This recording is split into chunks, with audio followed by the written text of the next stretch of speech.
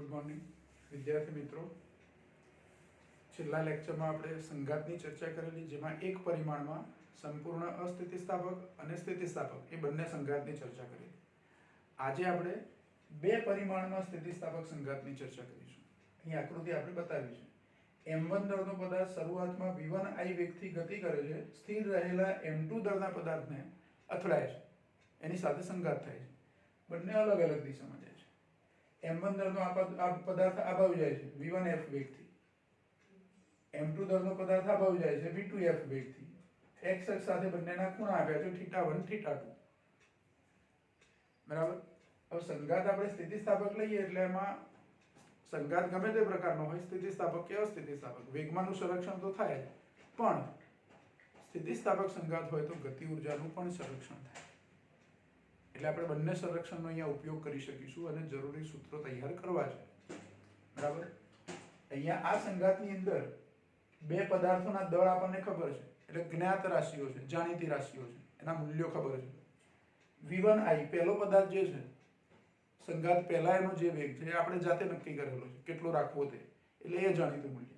પણ સંઘાત પછી આ બે પદાર્થોના વેગ v1f અને v2f કેટલા છે આપણને ખબર નથી। x અક્ષ સાથે એ કયા ખૂણે જાય છે, કેટલો ખૂણો બનાવે છે, બે ખૂણા પણ ખબર નથી, θ1 θ2, એટલે ચાર અજ્ઞાત છે। કેટલા અજ્ઞાત છે? ચાર। આ ચાર અજ્ઞાતો શોધવાની આપણે ચર્ચા કરવી છે। તો સંરક્ષણ તો બંને લઈ શકીએ। અહીંયા આપણે પહેલું વેગમાન સંરક્ષણ લઈએ। વેગમાન સંરક્ષણના નિયમ મુજબ ટૂંકમાં તંત્રનું શરૂઆતનું વેગમાન બરાબર અંતિમ વેગમાન। શરૂઆતમાં એક પદાર્થ સ્થિર છે એટલે એનું વેગમાન 0, પણ આ પહેલો પદાર્થ જે છે m2 દળનો પદાર્થ તો સ્થિર છે, પણ m1 દળનો પદાર્થ ગતિ કરે છે એટલે એને વેગમાન હોય, અને વેગમાન એ સદિશ રાશિ છે। કેવી રાશિ છે? સદિશ રાશિ। તો વેગમાન સંરક્ષણના નિયમ પ્રમાણે તંત્રનું શરૂઆતનું વેગમાન એટલે કે m1 v1i, v1 સદિશ છે, બીજા પદાર્થનું શરૂઆતનું વેગમાન તો 0 છે। હવે અંતિમ વેગમાન લઉં તો પહેલા પદાર્થનું અંતિમ વેગમાન m1 v1f જે સદિશ છે v1, વત્તા બીજા પદાર્થનું અંતિમ વેગમાન એટલે m2 v2f।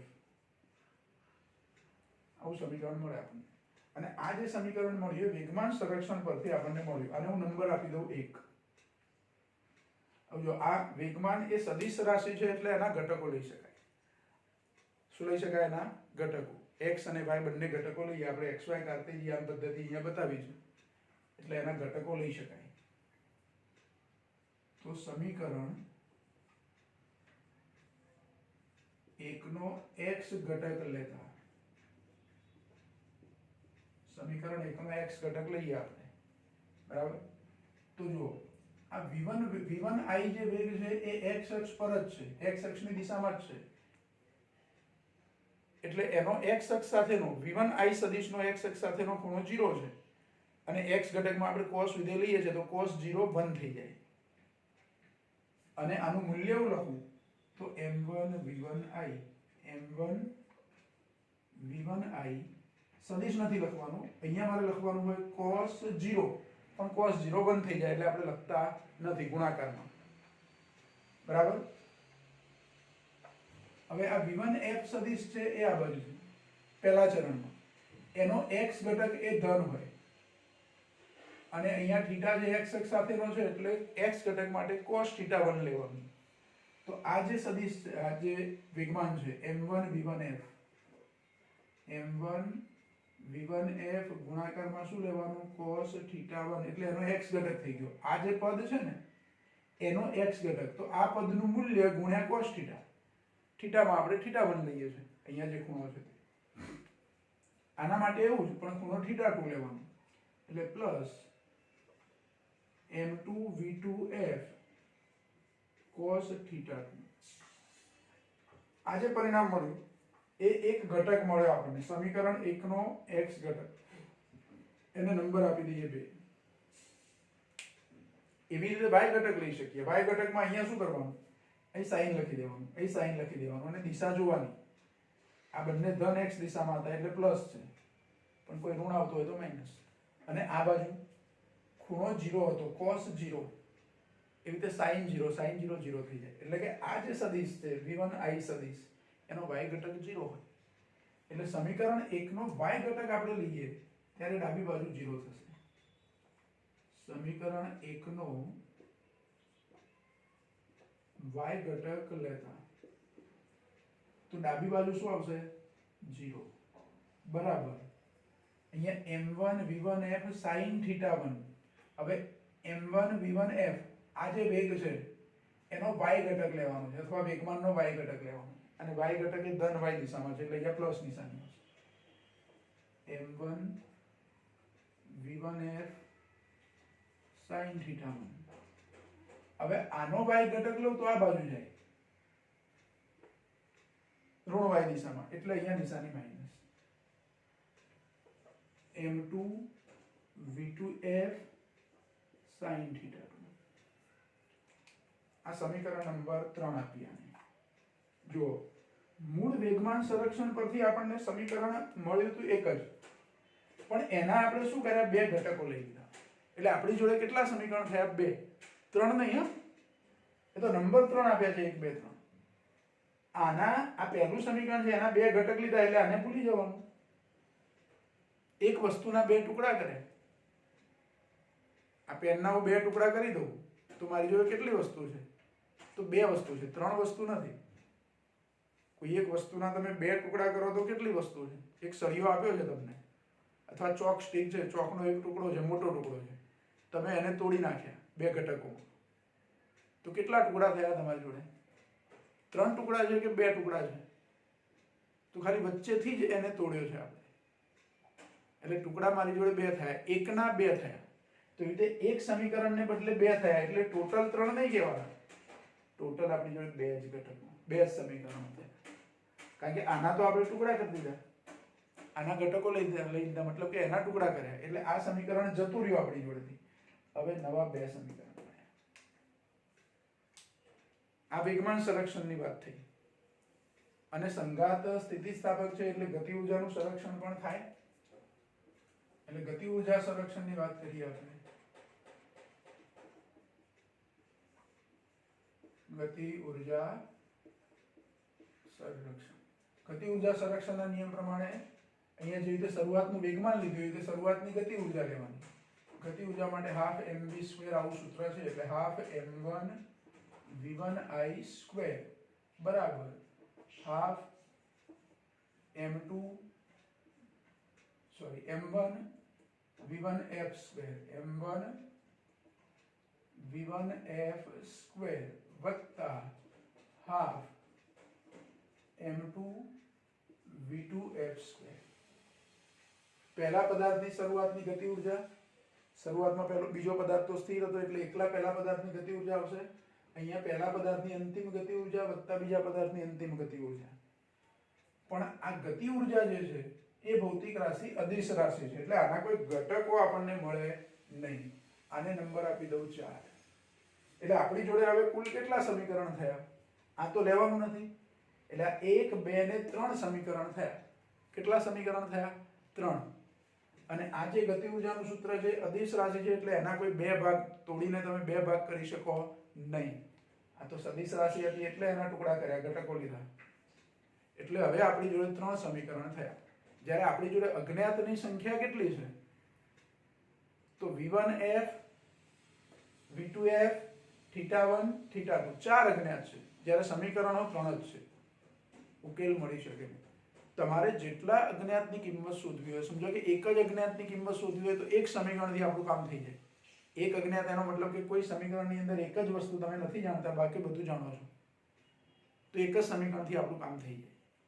બે અજ્ઞાત હોય તો દ્વિચલ સુરેખ સમીકરણ એવું શીખ્યા છો તમે, જેમાં આપણે લોપની રીતે કે જે અનુકૂળ રીતો આપણને આવતી હતી, ક્રેમરની રીત ને બધી, તો એવી રીતોથી તમે ઉકેલ શોધી કાઢતા હતા. પણ દ્વિચલ બે ચલ હતા x અને y, તો x અને y એવા બે ચલની મારે કિંમત શોધવી હોય તો ઓછામાં ઓછા બે સમીકરણ જોઈએ. 3 અજ્ઞાત હોય એની કિંમત મારે શોધવી હોય તો ઓછામાં ઓછા 3 સમીકરણ જોઈએ. ઓછામાં ઓછા 3 થી ઓછા ના ચાલે, 3 અજ્ઞાત હોય. એ રીતે 4 અજ્ઞાત હોય તો ઓછામાં ઓછા 4 સમીકરણ જોઈએ. પણ આપણી જોડે તો 3 જ સમીકરણો છે, એટલે 4 અજ્ઞાતની કિંમત શોધી શકાય નહીં. જો 4 અજ્ઞાતમાંથી એક અજ્ઞાત આપણને આપી દીધો હોય પ્રશ્નમાં જ, સમજો કે θ1 તમને આપી દીધા છે, v1f શોધવા છે, v2f શોધવા છે અને θ2 શોધવા છે, પણ θ1 તમને શું કર્યું છે? આપી દીધા છે. તો હવે કેટલા અજ્ઞાત રહ્યા? 3.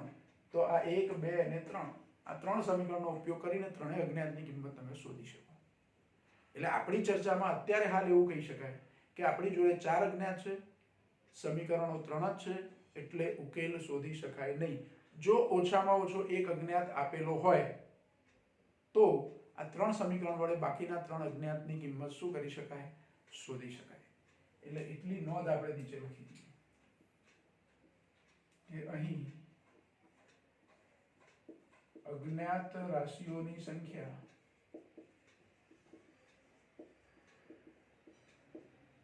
ચાર છે. એ કયા 4 અજ્ઞાત? 4 માં v1f,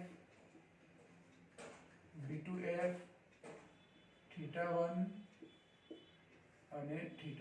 એટલે 4 છે. અજ્ઞાત રાશિઓની સંખ્યા કેટલી છે? 4 છે. જ્યારે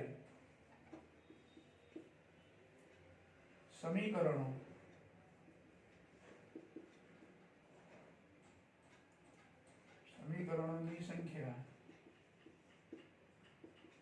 3 છે. તેથી ઉકેલ શોધી શકાય નહીં. પરંતુ જો 4 માંથી કોઈ એક અજ્ઞાતની કિંમત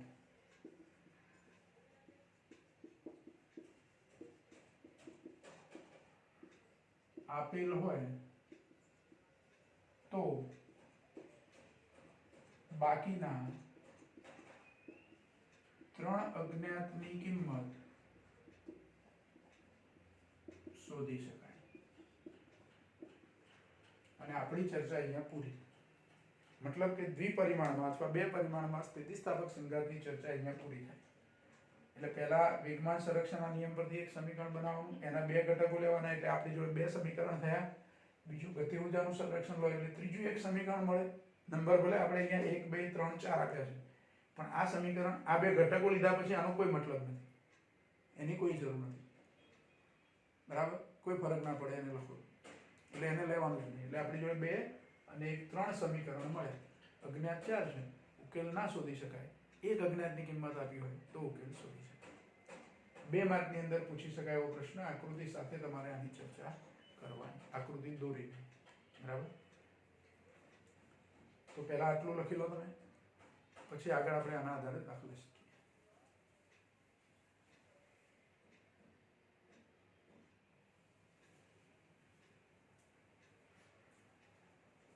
જો હવે આપણે દાખલા ગણીએ. એમાં ચોપડીની અંદર તમે જુઓ ઉદાહરણ નંબર 6.12, પેજ નંબર 131 પર. ન્યુટ્રોન્સનું ધીમા પડવું. ન્યુક્લિયર રિએક્ટરની અંદર જે ન્યુટ્રોનનો ઉપયોગ કરીએ આપણે યુરેનિયમને તોડવા, એ ન્યુટ્રોનને ધીમા પાડવાની વાત છે. એટલે પ્રશ્ન આપ્યો છે કે ન્યુક્લિયર રિએક્ટરમાં એક ઝડપી ન્યુટ્રોન જે આશરે 10⁷ મીટર પર સેકન્ડ જેનો વેગ હોય, એને 10⁻³ મીટર પર સેકન્ડ જેટલો ધીમો પાડવો જરૂરી છે કે જેથી તેની યુરેનિયમ 92-235 સમસ્થાનિક સાથે આંતરક્રિયાની સંભાવના ખૂબ વધે અને તેનું વિખંડન થાય. આ ન્યુક્લિયર રિએક્ટરની અંદર આવી પ્રક્રિયા થતી હોય. કદાચ તમે ન્યુક્લિયર રિએક્ટર વિશે સાંભળ્યું હશે. વિદ્યુત ઉત્પન્ન કરવા માટે આપણે ન્યુક્લિયર રિએક્ટર વાપરીએ છીએ. એ ન્યુક્લિયર રિએક્ટરની અંદર યુરેનિયમનો જથ્થો હોય, અમુક માત્રામાં યુરેનિયમ હોય રિએક્ટરની અંદર, એના કોર ભાગની અંદર, કેન્દ્રીય ભાગની અંદર. એ યુરેનિયમનો જથ્થો છે, એને બહારથી આપણે એક ન્યુટ્રોન આપાત કરવો પડે.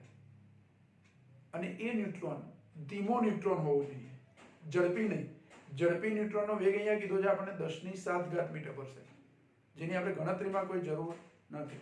અને ધીમા ન્યુટ્રોન એ ઝડપીને ધીમો કરવા માટે મોડરેટર્સ વપરાય, અમુક એવા દ્રવ્યો વપરાય કે યુરેનિયમ પર એ ઝડપી ન્યુટ્રોન આપાત થાય તો એનું વિખંડન ના કરી શકે.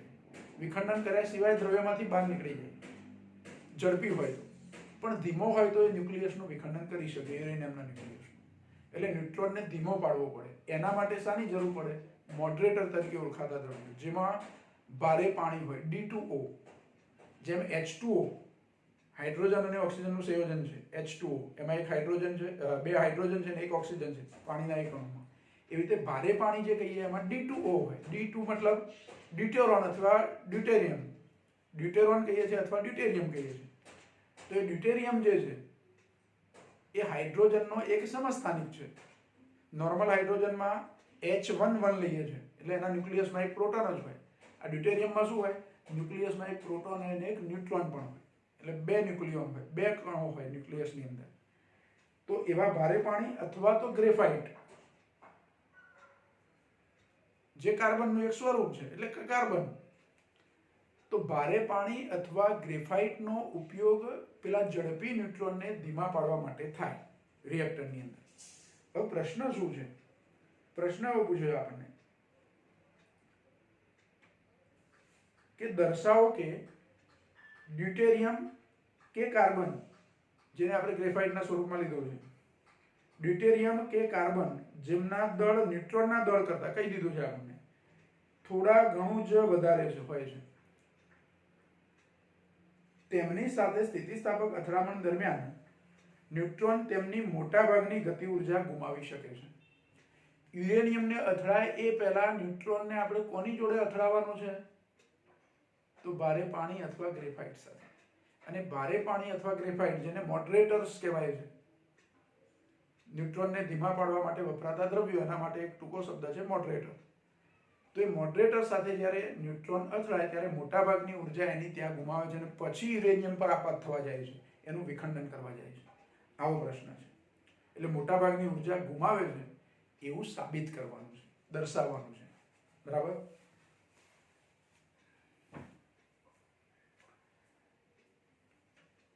હવે આના માટે આપણે ન્યુટ્રોનની શરૂઆતની ગતિ ઉર્જા અને અંતિમ ગતિ ઉર્જા લેવી પડે.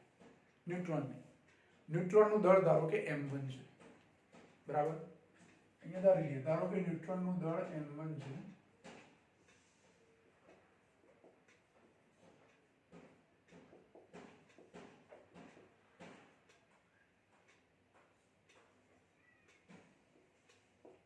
એનું દળ m1 લઈએ છીએ.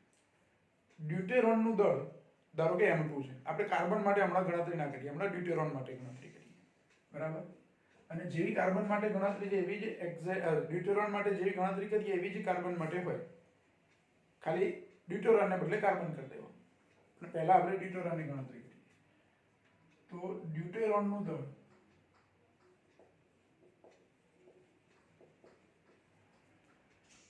m2 છે, જ્યાં m2 બરાબર 2m1. આવું કેમ? તો જો ન્યુટ્રોનનું દળ જે છે, ન્યુટ્રોન એટલે એક સિંગલ કણ થયો. ડ્યુટેરોનની અંદર શું છે? એક પ્રોટોન અને એક ન્યુટ્રોન છે એના ન્યુક્લિયસમાં. હવે પ્રોટોન અને ન્યુટ્રોનના દળ તો લગભગ સરખા છે, એટલે સમજો ને બે ન્યુટ્રોન છે. તો પેલો એક ન્યુટ્રોન છે અને આ બે ન્યુટ્રોન જેટલું દળ છે, એટલે m2 બરાબર 2m1. આમ તો ડ્યુટેરોનમાં ન્યુક્લિયસમાં એક પ્રોટોન એક ન્યુટ્રોન છે, એટલે પ્રોટોન અને ન્યુટ્રોનના દળ લગભગ બહુ મોટો તફાવત નથી, એટલે સરખા ગણી લઈએ છે. એટલે પેલા ન્યુટ્રોનના દળ કરતા ડ્યુટેરોનના ન્યુક્લિયસનું દળ 2 ગણું છે. બરાબર? હવે આપણે ન્યુટ્રોન માટે ગતિ ઉર્જા લઈએ કે ન્યુટ્રોનની શરૂઆતની ગતિ ઉર્જા. શરૂઆતની એટલે ન્યુટ્રોન છે એ પેલા મોડરેટર સાથે અથડાય એ પહેલા, ડ્યુટેરોન સાથે અથડાય એ પહેલા એની ગતિ ઉર્જા. તો ગતિ ઉર્જા, એ ગતિ ઉર્જાને K1I કહી દઈએ આપણે. 1 ફોર ન્યુટ્રોન અને I ફોર ઇનિશિયલ, એટલે ન્યુટ્રોનની શરૂઆતની ગતિ ઉર્જા. તો એનું સૂત્ર થશે હાફ m1 v1I સ્ક્વેર. આને પરિણામ નંબર 1 કહી દઈએ. પછી એ જ રીતે ન્યુટ્રોન એ મોડરેટરને અથડાય પછી આગળ જવાનો પાછો, ખાલી એની ઉર્જા થોડી ઓછી થઈ જવાની. તો એને કંઈક અંતિમ ગતિ ઉર્જા પણ હશે, એટલે કે અથડામણ પછી એની ગતિ ઉર્જા હશે. આ અથડામણ પહેલા છે શરૂઆતની, એટલે કે મોડરેટરને અથડાય પહેલા, મોડરેટરને અથડાયા પછી એની ગતિ ઉર્જા કેટલી, તો એ ગતિ ઉર્જા લખીએ આપણે.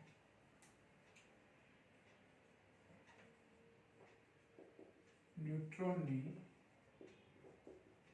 અંતિમ ગતિ ઉર્જા એને k1f કહીએ આપણે. અંતિમ એટલે અથડાયા પછી. તો k1f બરાબર શું લેવાય, તો 1/2 ન્યુટ્રોન છે એટલે એનું દળ તો m1 જ, પણ એનો અંતિમ વેગ v1f થાય એનો સ્ક્વેર. આ પરિણામ નંબર 2.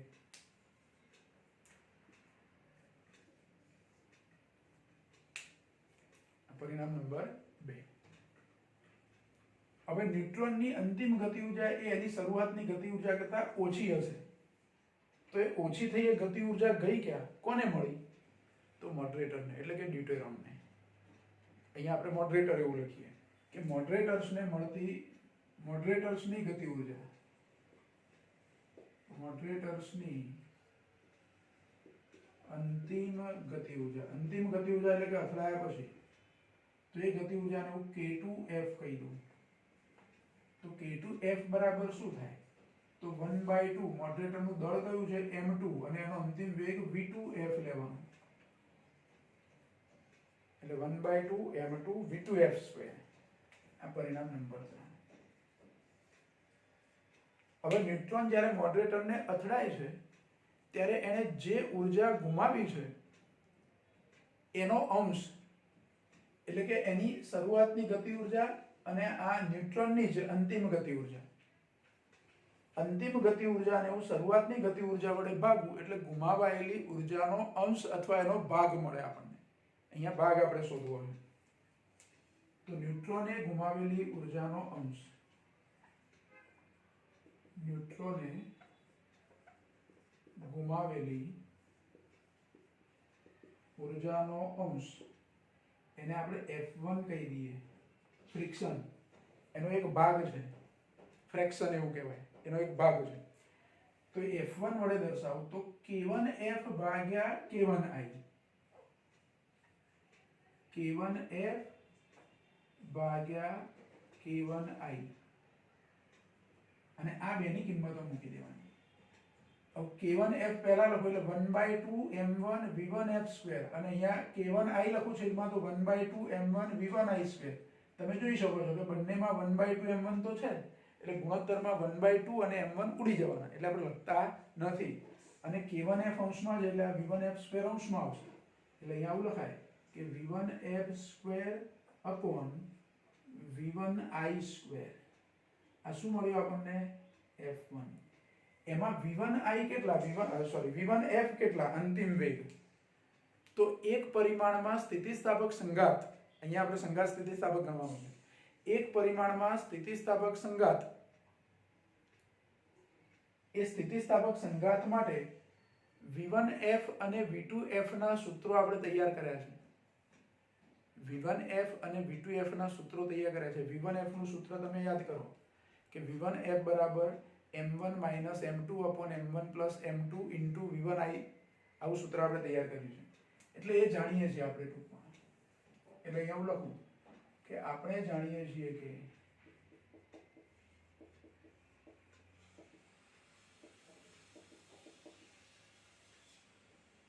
v1f બરાબર સૂત્ર આવું છે m1 minus m2 upon m1 plus m2 into v1i.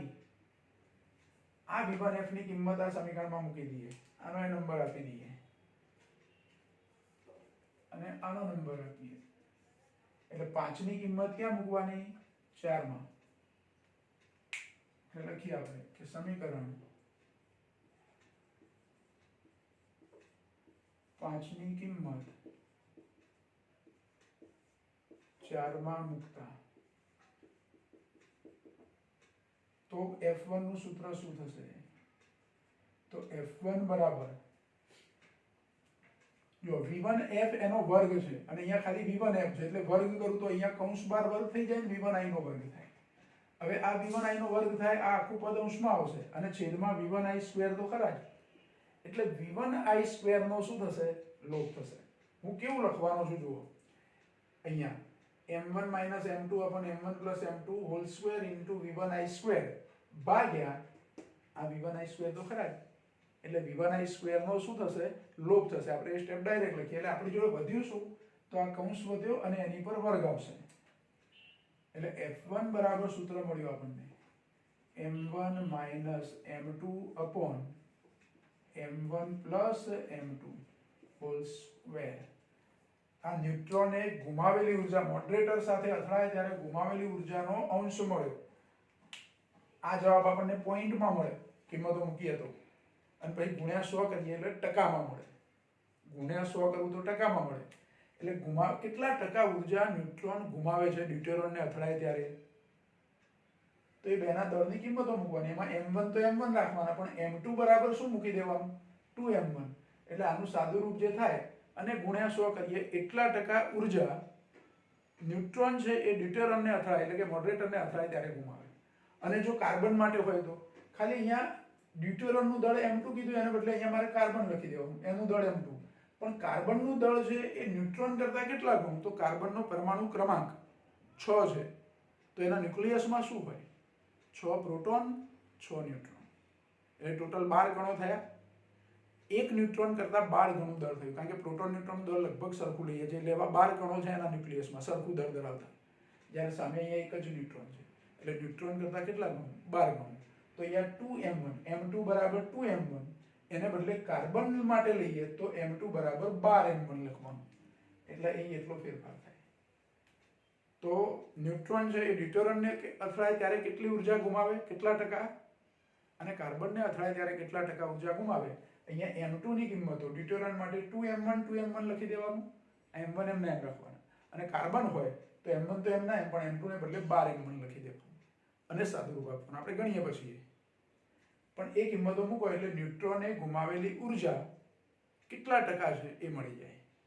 બાકીની ઉર્જા 100% તો નહીં ગુમાવે, કારણ કે અમુક એની અંતિમ ગતિ ઉર્જા પણ છે, એટલે અંતિમ ગતિ ઉર્જા એની હોય ન્યુટ્રોનની, તો અથડાયા પછી એ આગળ યુરેનિયમને અથડાવા જવાનું છે, એટલે ધીમો પાડી દીધો કહેવાય આપણે. એની ગતિ ઉર્જા ડ્યુટેરોનને અથડાઈને થોડી ગતિ ઉર્જા એની ઓછી થઈ ગઈ, એટલે ઓછી ગતિ ઉર્જા સાથે એ હવે યુરેનિયમને અથડાશે અને એનું વિખંડન કરશે અને આપણું કામ થઈ જશે. આવી પરિસ્થિતિ છે. આ તો જુઓ, આ શું મળ્યું આપણને, F1 ને આપણે શું કીધું છે, ન્યુટ્રોને ગુમાવેલી ઉર્જાનો અંશ, બરાબર. જે ન્યુટ્રોને જે ઉર્જા ગુમાવી એ કોને મળી, મોડરેટરને મળી. કોને મળી, મોડરેટરને મળી. અને બાકીની ઉર્જા જે વધી એ હવે યુરેનિયમનું વિખંડન કરવા વપરાવાની, બરાબર. એટલે ન્યુટ્રોનને ગુમાવેલી ઉર્જા, એને બદલે હવે આપણે શું લઈએ, ન્યુટ્રોનની વધેલી ઉર્જા. મોડરેટરને અથડાયા બાદ ન્યુટ્રોનની વધેલી ઉર્જા.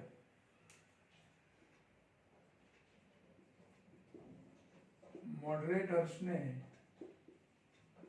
અથડાયા બાદ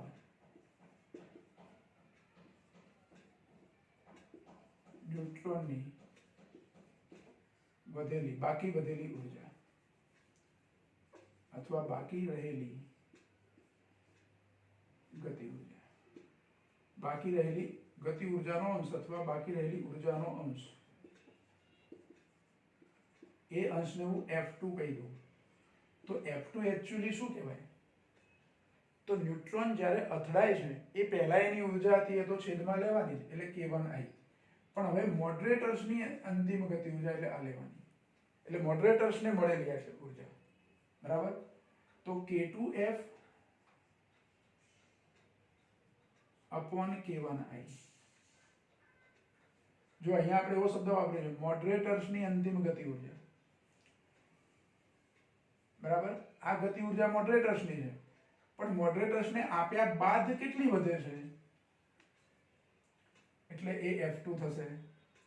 તો F2 બરાબર K2F, એટલે આપણે અહીંયા લખેલું છે હાફ m2 v2f સ્ક્વેર, અને K1i એટલે હાફ m1 v1i સ્ક્વેર, બરાબર. આમાં ખાલી 1/2 1/2 જ ઉડી જશે, એટલે વધ્યું શું, તો m2 v2f સ્ક્વેર આવું વધે, m2 v2f square upon m1 v1i². આમાં ખાલી મારે કિંમત મૂકવાની v2f ની. જેવી રીતે v1f ની કિંમત છે એવી રીતે v2f નું પણ સૂત્ર આપણે મેળવ્યું છે. એ સૂત્ર સહેજ જુદું છે, આપણે લખી લઈએ. આને હું નંબર 7 આપી દઉં.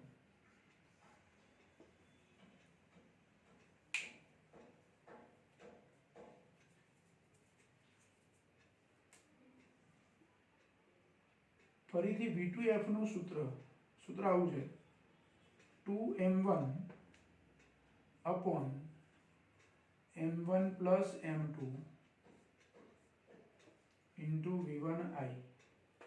આ સમીકરણ છે. આ v2f ની કિંમત અહીંયા મૂકી દેવાની. આને નંબર 8 આપી દો અને લખીએ કે સમીકરણ 8 ની કિંમત 7 માં મૂકતા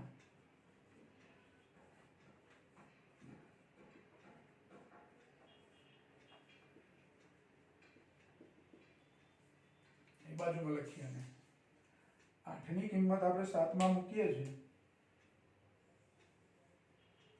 તો f2 નું સૂત્ર કેવું બનશે? તો f2 બરાબર m2 upon m1 તો ખરા જ,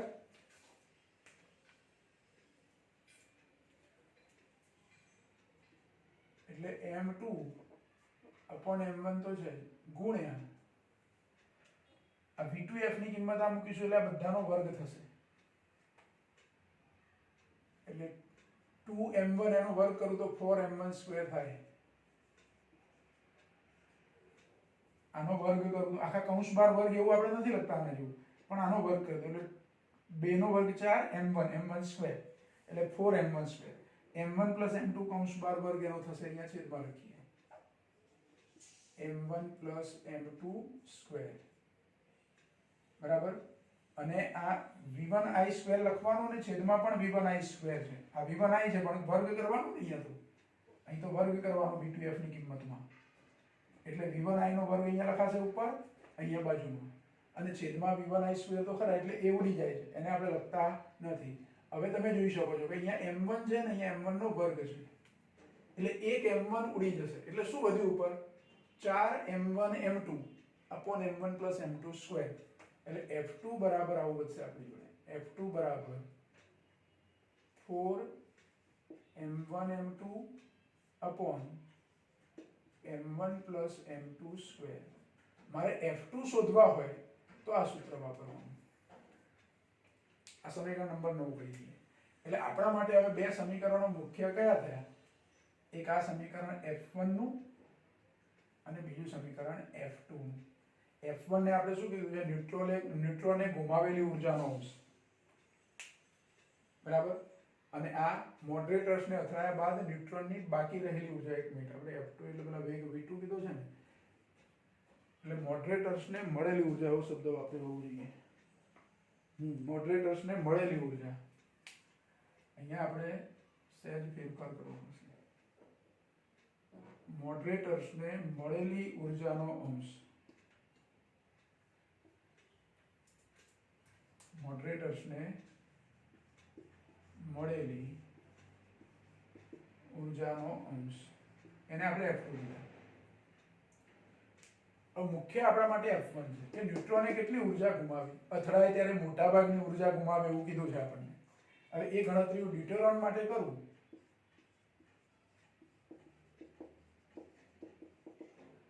તો f1 બરાબર શું થાય? તો f1 બરાબર m1 એમના એમ લખવાના, m2 ની જગ્યાએ 2m1 લખવાના, છેદમાં m1 + 2m1 એનો વર્ગ. હવે જો 2m1 માંથી m1 કાઢવું એટલે m1 વધે પણ માઈનસ, અને આ 2m1 + m1 એટલે 3m1, એટલે કૌંસમાં આવું વધે -m1 upon 3m1 એનો વર્ગ. વર્ગ છે એટલે આ ઋણ સંખ્યા ભલે રહી, જવાબ તો ધન જ થવાનો. m1 ઉડી જવાના એટલે 1/3 એનો વર્ગ. આમ તો નિશાની માઈનસ છે પણ છેલ્લે તો ધન જ થઈ જવાનું, વર્ગ થાય એટલે 1/9 f1. અને એને ગુણ્યા 100 કરી દો એટલે ટકામાં જવાબ મળે મને. ગુણ્યા 100 કરવું એટલે શેમાં જવાબ મળે? ટકામાં. એટલે 100/9 કરવાનું એટલે લગભગ 11% ની આસપાસ થાય. 11.11%.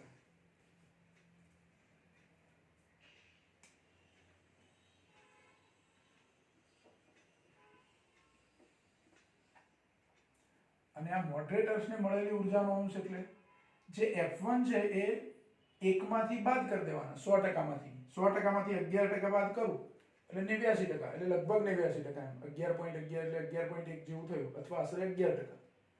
આશરે આને કેટલા લઈ શકું? 11%. તો મોડરેટર્સને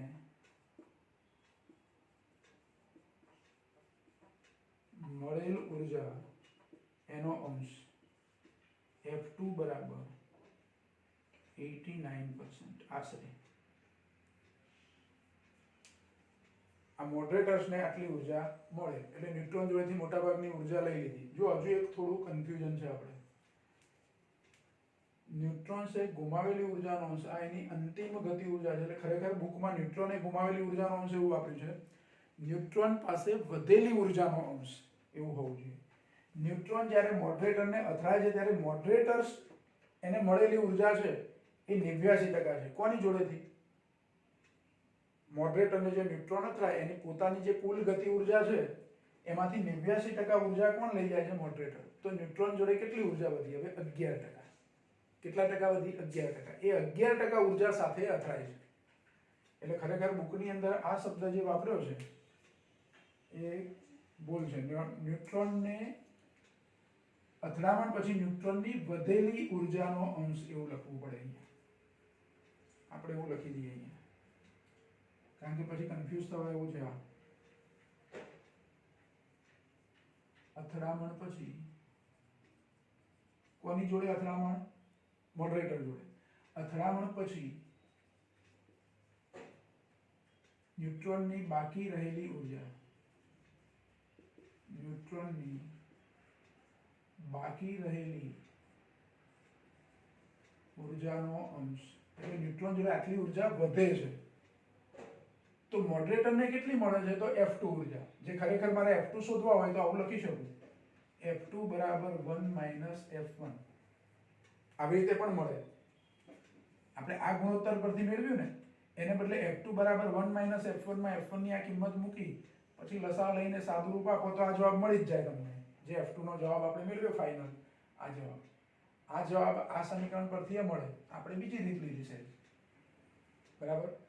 હવે જેવું આપણે ડ્યુટેરોન માટે ગણતરી કરી, અહીંયા મેં 2m1 વાપર્યા અને સાદુરૂપ આપ્યું. એને બદલે કાર્બન માટે તમારે ગણતરી કરવી હોય તો જાતે હવે કરી શકો. 2m1 ને બદલે 12m1. કાર્બન માટે મારે ગણતરી કરવી હોય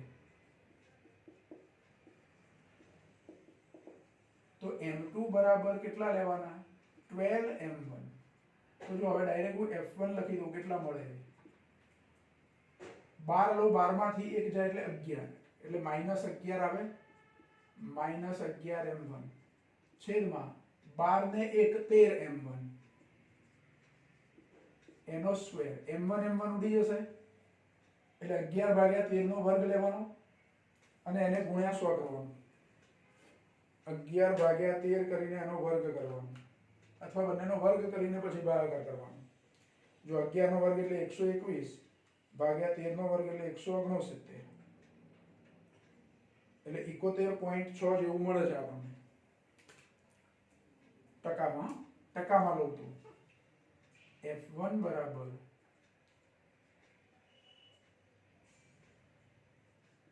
71.6%. આટલી ઉર્જા ન્યુટ્રોનની વધે છે. ખરેખર આ મૂલ્ય નાનું હોય, અહીં સાઈઝ વધારે મળ્યું આપણને. અને 71.6 છે એને 100 માંથી માઇનસ કરો એટલે લગભગ 28.4 જેવું મળે. એટલે F2 તમે ગણો તો 28.4% જેવું મળે. F2 કેટલા મળે? 28.4% જેટલા મળે. આ F1 F2 મળી ગયા આપણને.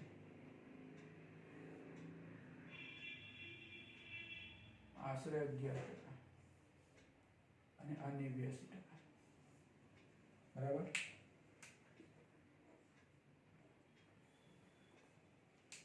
એટલે એટલે મોડરેટર્સ તરીકે આપણે deuteron વાપરીએ તો ન્યુટ્રોનની વધારે ઉર્જા શોષી લે છે કાર્બનની સાપેક્ષે, ગ્રેફાઇટની સાપેક્ષે, બરાબર.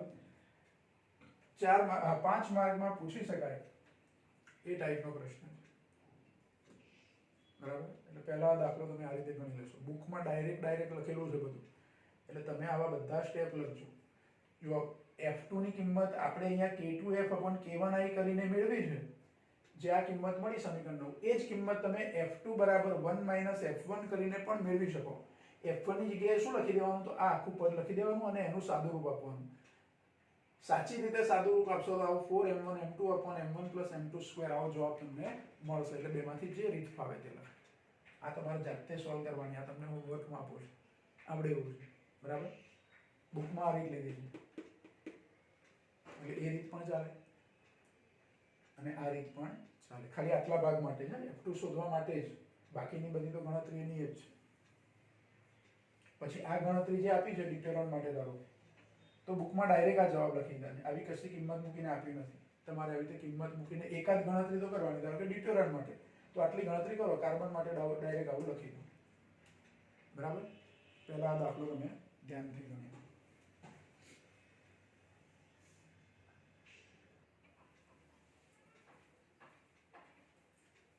હવે બીજો એક દાખલો આપણે ગણીશું, સ્વાધ્યાયનો દાખલા નંબર ઉદાહરણનો દાખલા નંબર 6.13. એટલે ઉદાહરણમાં છેલ્લો દાખલો. જો પ્રશ્ન આપ્યો છે, એમાં આકૃતિ આપી છે આપણને. પ્રશ્નમાં એવું કીધું છે કે આકૃતિમાં દર્શાવ્યા પ્રમાણે, કઈ આકૃતિ? તો 6.10. એટલે આગળના પેજ પર આપણે આગળ જે આકૃતિ દોરી હતી તે જ આકૃતિ, 2 પરિમાણમાં સ્થિતિસ્થાપક સંઘાતવાળી. એ આકૃતિમાં સમાન દળ m1 બરાબર m2. અહીંયા દળ બે સરખા લેવાના. ભલે અહીંયા આપણે m1 અને m2 અલગ લખ્યું છે, પણ બે પદાર્થોના દળ m1 m2 કેવા છે? સમાન છે. અને એ દરેકને m વડે દર્શાવી આપણે. m1 બરાબર m2 બરાબર m કહી દઈએ, એટલે કે સરખા દળ છે. એટલે ઉડી જાય આપણા સરખા દળ, એટલે દળની કિંમતની જરૂર પડે નહીં. સમાન દળ ધરાવતા 2 બિલિયર્ડ બોલ, બિલિયર્ડની ગેમની અંદર, વચ્ચે અથડામણ દર્શાવી છે. પ્રથમ બોલ, જેને મારક એટલે Q કહેવાય, અને બીજો બોલ, જેને ટાર્ગેટ કહેવાય. બિલિયર્ડનો ખેલાડી લક્ષ્ય બોલને એટલે કે ટાર્ગેટ બોલને ખૂણાના કાણામાં નાખવા માટે, એટલે સિંક કરવા માટે એમ માગે છે, જે θ2 બરાબર 37 ખૂણે રહેલો છે. θ2 એટલે આ જે ખૂણો છે એ 37 લેવાનો. ધારો કે અથડામણ સ્થિતિસ્થાપક છે, એટલે બે સંરક્ષણ લઈ શકીએ આપણે. અથડામણ સ્થિતિસ્થાપક છે અને ઘર્ષણ અને ચાક ગતિ મહત્વના નથી, એટલે ચાક ગતિ અને ઘર્ષણની આપણે જરૂર નથી. તો θ1 શોધી કાઢો, એવું કીધું છે આપણને કે θ1 કેટલા હશે, આવો પ્રશ્ન છે. એટલે θ2 આપ્યા છે, θ1 શોધવાના. આમ તો 4 અજ્ઞાત હોય, v1f, v2f, θ1, θ2, એમાંથી એક અજ્ઞાત આપ્યો છે, બરાબર. આ બીજા બે અજ્ઞાતનું શું કરવું એ આપણે ગણતરીમાં જોઈએ. એની કોઈ કિંમતો આપણને આપી નથી, બરાબર. હવે જો વેગમાન સંરક્ષણની આપણે વાત કરીએ, વેગમાન સંરક્ષણ ના નિયમ મુજબ તો તંત્રનું શરૂઆતનું વેગમાન બરાબર તંત્રનું અંતિમ વેગમાન, એવું સૂત્ર છે આપણી જોડે. એટલે કે m1 v1i બરાબર m1 v1f વત્તા m2 v2f, આવું સૂત્ર છે. પણ m1 બરાબર m2 એટલે અને એના બરાબર m, એટલે બધે મારે અહીંયા m લખવાના, તો m ઉડી જાય. m નો શું થઈ જાય? લોપ થઈ જાય. એટલે માટે અહીંયા લખીએ આપણે નીચે કે m1 બરાબર m2, m1 બરાબર m2 હોવાથી સૂત્ર શું થયું? v1i સદિશ બરાબર v1f સદિશ વત્તા v2f સદિશ. આ પરિણામ નંબર 1 કહીએ આને આપણે. આ જે સમીકરણ મળ્યું એને હું નંબર 1 આપું. હવે અહીંયા અદિશ ગુણાકાર લઈએ, એટલે ડાબી બાજુનો ડાબી બાજુ જોડે ડોટ ગુણાકાર અથવા અદિશ ગુણાકાર, જમણી બાજુનો જમણી બાજુ જોડે. એટલે અહીંયા અદિશ ગુણાકાર લેતા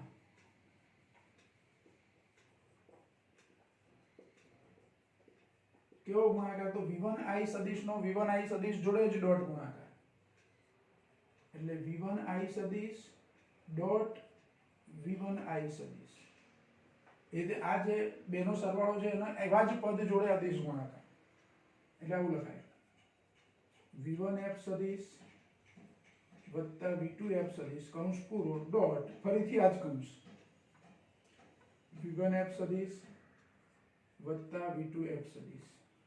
જો ડોટ ગુણાકાર આવી રીતે લેવાય, અદિશ ગુણાકાર જે લીધો આપણે. હવે સદિશ a ડોટ a હોય તો એના ગુણધર્મો લખ્યા છે આપણે. કોઈ એક સદિશનો એ જ સદિશ જોડે ડોટ ગુણાકાર, સદિશ a ડોટ સદિશ a બરાબર a સ્ક્વેર થઈ જાય, મૂલ્યનો વર્ગ થઈ જાય. એટલે અહીંયા આ બેનો ગુણાકાર છે v1i સ્ક્વેર થઈ જશે. શું થઈ જશે? v1i square. જો કેવી રીતે v1i સ્ક્વેર થયું? ધારો કે a ડોટ a હોય, સદિશ a ડોટ a, આપણે a ડોટ b નું સૂત્ર લખતા હતા, આ તો તમને યાદ હશે, a ડોટ b બરાબર ab cos થીટા હતું આવું સૂત્ર. પણ અહીંયા a અને b અલગ અલગ હતા, એને બદલે બંને સદિશો એ જ છે, એના એ જ સદિશ છે, તો b ને બદલે મારે શું કરી દેવાનું? a, એટલે a cos થીટા. હવે એક જ સદિશ છે એટલે કોઈ એક સદિશનો એ જ સદિશ સાથેનો ખૂણો કેટલો હોય? તો 0 હોય, એટલે cos 0. cos 0 1 થઈ જાય, cos 0 1 થાય એટલે a એટલે a સ્ક્વેર. આ તો સાદી સંખ્યા થઈ, x * x હોય તો x વર્ગ કરીએ છીએ એના જેવું. એટલે v1i ડોટ v1i શું થઈ જશે? v1i સ્ક્વેર થઈ જશે, બરાબર. હવે આ બાજુ શું? તો આનો ડોટ ગુણાકાર આની જોડે, આનો ડોટ ગુણાકાર આની જોડે, પછી આનો ગુણાકાર આની જોડે, આનો ગુણાકાર આની જોડે. વિસ્તરણ કરવાનું, પણ વચ્ચે ડોટ નિશાની રાખવાની. જો બુકમાં ડાયરેક્ટ લખ્યું છે, પણ આપણે એના બધા સ્ટેપ લખીએ. પહેલો આ સદિશ છે ડોટ આ સદિશ, એટલે કે v1f સદિશ ડોટ v1f, એટલે આના જેવું થયું. એટલે આ v1f સ્ક્વેર થઈ જશે, પછી પ્લસ v1f નો ગુણાકાર v2f જોડે ડોટ ગુણાકાર છે, વત્તા જો આ બે પદ કયા થયા આપણા?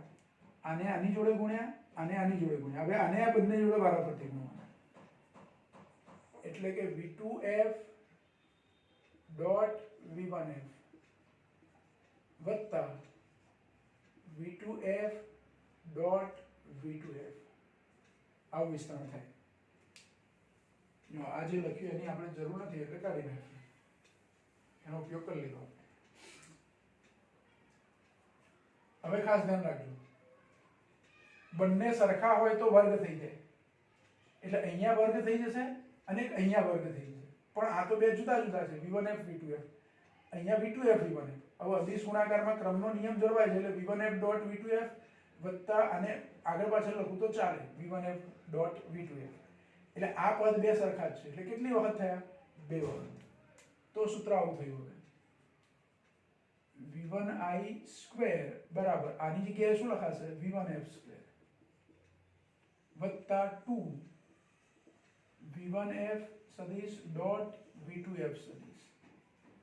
આ બેની જગ્યાએ લખ્યું આપણે, બેનો સરવાળો કરી દીધો. ક્રમનો નિયમ જળવાય છે અદિશ ગુણાકારમાં, એટલે ગમે તે ક્રમ લખીશું. Plus v2f square. હજુ અહીંયા હું શું કરી શકું? તો આ બે તો અલગ અલગ સદિશો છે, એટલે વર્ગ ના થાય, પણ a ડોટ b એટલે ab cos θ એવું તો થાય ને.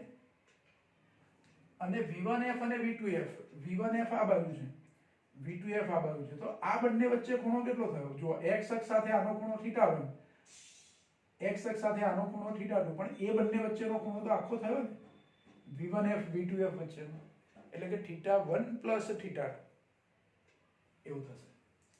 એટલે આ સૂત્ર સહેજ ફરી લખીએ. જુઓ, v1i સ્ક્વેર બરાબર v1f square plus 2 ab cos θ જેવું, એટલે v1f ઇન્ટુ v2f cos θ માં બે ખૂણાઓ કયા લખવાના છે?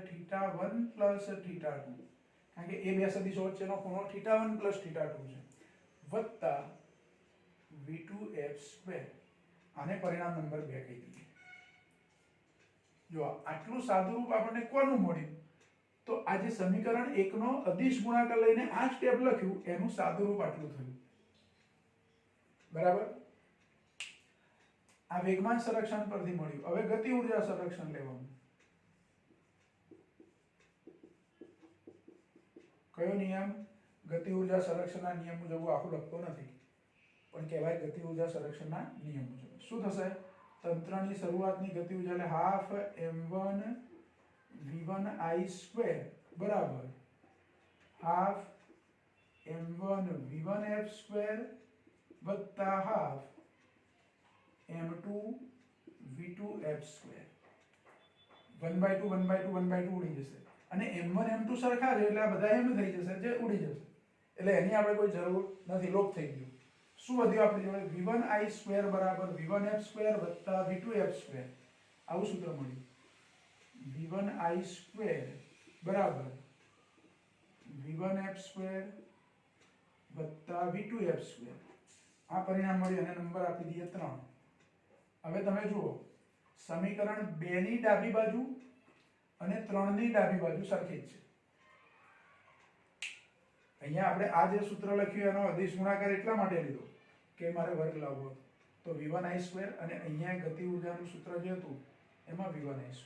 એટલે 2 અને 3 ની ડાબી બાજુઓ સરખી એટલે જમણી બાજુઓ સરખાઈ શકાય. એટલે 2 અને 3 પરથી અથવા તો સમીકરણ 2 અને 3 સરખાવતા સમીકરણ 2 અને 3 સરખાવતા, કારણ કે ડાબી બાજુ સરખી એટલે જમણી બાજુ સરખી થાય.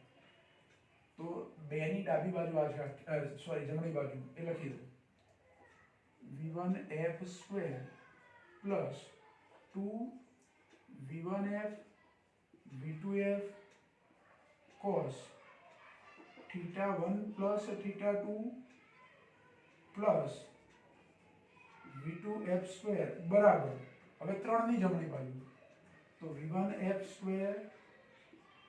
Plus v2f². હવે તમે જોઈ શકો છો કે અહીંયા v1f² છે, આ બાજુ v1f² છે, ઉડી ગયા. પછી આ v2f² છે અને અહીંયા v2f² છે, બરાબરની બે બાજુ એટલે એ ઉડી ગયું. તો આ બાજુ તો v1f નો લોપ થઈ ગયો, v2f નો લોપ થઈ ગયો, કશું ના વધ્યું અને સરવાળા બાદબાકીમાં ગયું. ધારો કે આ v1f² આગળ લઈ જાઓ તો માઈનસ થાય, એની જોડે ઉડી ગયા. v2f² આગળ લઈ જાઓ તો માઈનસ થાય, એની જોડે ઉડી ગયા. એટલે અહીંયા 0 વધ્યું. આ બાજુ શું વધ્યું કહેવાય? 0. એક નહીં, કેટલા વધ્યા? 0. અને આ બાજુ શું વધ્યું? તો આ આખું પદ વધ્યું. એટલે આવું કહી શકું કે 2 v1f v2f cos θ1 પ્લસ θ2 બરાબર 0. આવું થયું. હવે આ 2 v1f v2f હું આ 0 ના છેદમાં લઈ લઉં તો 0 ભાગ્યા 2 v1f v2f એટલે 0.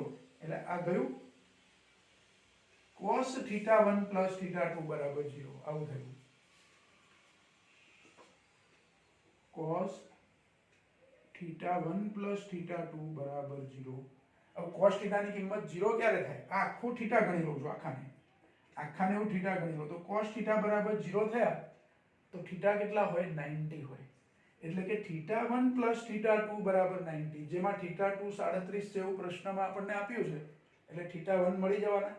અને મૂળ પ્રશ્ન આપણો હતો θ1 શોધવાનો. પ્રશ્નમાં આવું છે કે θ2 આપણને આપ્યા છે 37 અને θ1 આપણે શોધવાના હતા. બરાબર? એટલે જો આ જે છે પરિણામ એના પરથી આવું લખી શકાય કે θ1 પ્લસ θ2 બરાબર 90. પણ θ2 37 મૂક આ બાજુ આવે તો માઈનસ થાય. એટલે માટે θ1 બરાબર 90 માઈનસ 37, કારણ કે θ2 ની કિંમત 37 છે. એટલે 90 માંથી 37 બાદ કરવાના એટલે 53 વધે. 53 ડિગ્રી. 100 માંથી નહીં, 90 માંથી 37 બાદ કરવાના છે એટલે કેટલા વધ્યા? θ1, આ θ2 નહીં, θ1 53 ડિગ્રી થાય. હવે બીજી એક વસ્તુ જુઓ. આમ તો બે પરિમાણમાં સંઘાત હતો અને સ્થિતિસ્થાપક સંઘાત હતો. એક કિંમત આપણને આપી દીધી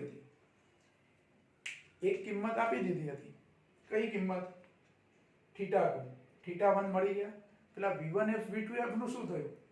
તો આપણે એવી રીતે ગણતરી કરી કે v1f ઉડી ગયા, v2f ઉડી ગયા અને આ v1f v2f પેલા 0 ના છેદમાં આવી ગયા. એટલે આપણે એની કિંમતોની જરૂર પડી નહીં, બરાબર. એટલે આપણને θ1 θ2 મળી ગયા. હવે આપણી જો બે સમીકરણ હોય તો v1f v2f શોધી શકાય.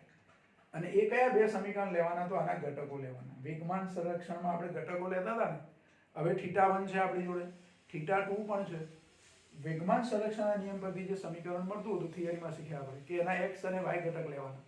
x અને y ઘટકો લઈએ એટલે આ સમીકરણની જરૂર ના પડે. જે નવા બે સમીકરણ મળે તે, અને એમાંથી θ1 θ2 તો તૈયાર છે આપણી જોડે, એટલે શું મળી જાય? v1f અને v2f, જો શોધવા હોય તો. બરાબર, એવું ગણી શકાય. નેક્સ્ટ ટાઈમે આપણે એવો ટ્રાય કરીશું કે ગણીએ.